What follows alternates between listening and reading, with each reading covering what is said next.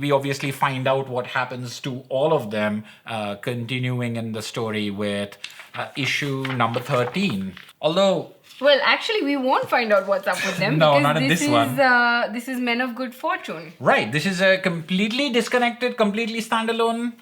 Not quite. Not quite. Why is this part 4 of The Doll's House? Because in first view, it seems like a completely different thing. It's a century-spanning story. It's about Morpheus meeting this guy in 1389 in some tavern in England, and this guy says, I'm not going to buy into this dying thing. right, and Death is with Dream over here. They have this very cryptic conversation, but it seems like they agree that, all right, if this guy doesn't want to die... Yeah, we'll give him a reprieve and we'll see how it goes. Until he wishes to die, he will not die. And this is something that Dream's sister, Death, agrees to with him, and then she leaves. And so it's Dream, and he talks to him and says, well, all right, after 100 years, we'll meet. This story now continues every 100 years, showing them meeting at this tavern. It doesn't take place anywhere else outside of these encounters. I think it's a great story. I loved it. Yes, I wonder why.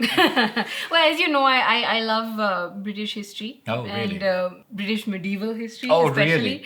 So it really tickled me that this entire thing happens through these 100-year intervals. So you understood everything what they were talking about, like all these historical references that are there? Because I've got to confess, I don't know anything. Yeah, 1389, they're talking about the rebellions of various barons and common people against the royals because of excessive taxation. So they're talking about John Ball and Wat Tyler, who were executed. And then as you go forward, they go into 1489 when they start talking about Henry Tudor, because he had just taken the throne. There were 2 Henry Tudors. That was Henry VII and Henry VIII. As you can tell, I am a big British history nerd. So yeah, I did get quite a number of the references, maybe not every single one, but I really enjoyed that. I love the fact that you've got these 2 characters meeting over time with that one human character, Hob Gadling, going through whatever the issues of that particular age are. So I thought that was really cool. Of course, I was left with a few questions, which is, what is the deal that Dream makes with Shakespeare? So you've got 1389, 1489, 1589... 1689. 1689, 1789. 1789, 1889. Wait, do we have 1889 Yeah, as well? Jack the Ripper. Oh, right. Jack the Ripper, 1889. And then finally... 1989. 1989 represented over here in this ad. That's the first Batman movie, Tim Burton, really? which came out in 1989. So it's just like, yeah, so right, caught you right up in the middle of this issue.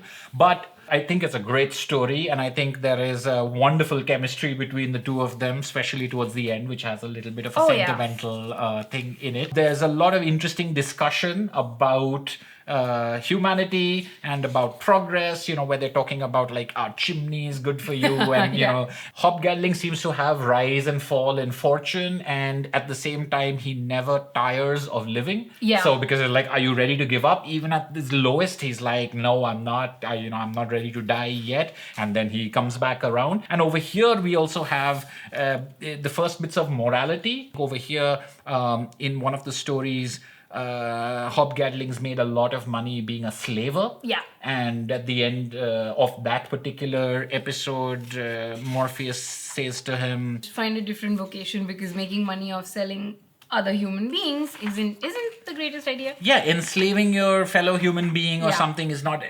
which is the first, I think, moral touch or moral sort of leaning that I've seen him give, especially when it comes to the world of humans. But yes, enslavement and entrapment is I think, something he might have a particular problem with. Having been enslaved for a while himself, and which is the same kind of thing with Jed and freeing of Jed. So maybe it's not so much about absolute morality, but just this whole idea of capture and enslavement isn't something that appeals to him. But why is this part 4 of The Doll's House, do you think? It seems like an unusual thing to throw into the middle of this story of Rose Walker and the Corinthian and all of the things that we've been reading about so far. I thought about that quite a lot. And I think the conclusion that I came to was that it's part of this volume to tell you about an aspect of Dream's personality or character that is also evinced in the prologue, which is that somewhere, despite being all powerful, despite having all of these dream entities at his command, he's lonely. And I think that's what desire manipulates in Tales in the Sand. And that's what kind of draws him to keep going back to meeting this guy in a tavern. Yeah, and right at the second last one where he says friend, he gets really offended with Hob Gadling. Yeah, he gets really offended about the fact that Hob Gadling dares to suggest that such a powerful entity would bother to be friends with a mere mortal. He would much rather be in that sense of self where everything amuses him and everything is for his entertainment or angers him. And so this idea of needing companionship is problematic to him. But Hob Gadling does say that if you come back in 100 years, I hope you come back as a friend, which is the last thing that you see, that he comes back in 1989 and he does think of him as a friend. We do get this other dimension of Morpheus, where we see him as having this fascination with humanity, but a different one than the one that Death showed.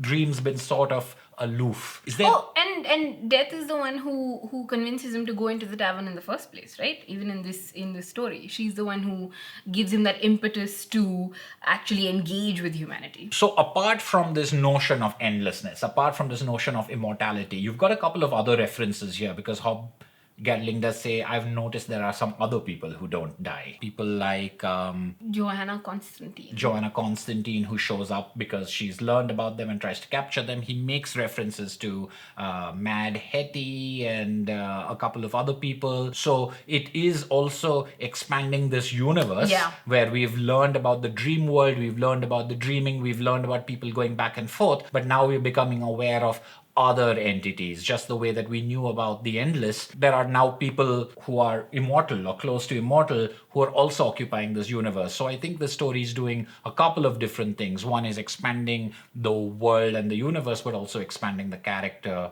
of Morpheus and what he's interested in and what he's fascinated in. And as you say, his thirst for companionship or his thirst for friendship, sometimes, which is something that he can't even recognize, let alone embrace. So it's a nice little interlude which helps us understand more about the world, but now it's time for us to get back to what's going on with the Vortex and Rose and the Corinthian.